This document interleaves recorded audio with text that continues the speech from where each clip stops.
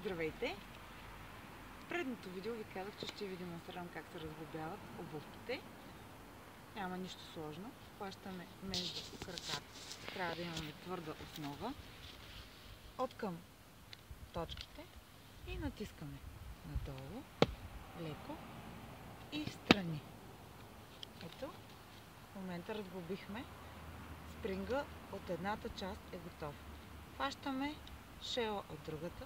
По същия начин подпираме, натискаме леко и слагаме спринга. По този начин може да смените стария си спринг с нов спринг и съответно сглобяването става по аналогичен начин. Точка, натискаме, триъгълник, да влезе хубаво. Ето пак точка, гледаме спринга, точка, натискаме и обувката е сглобена.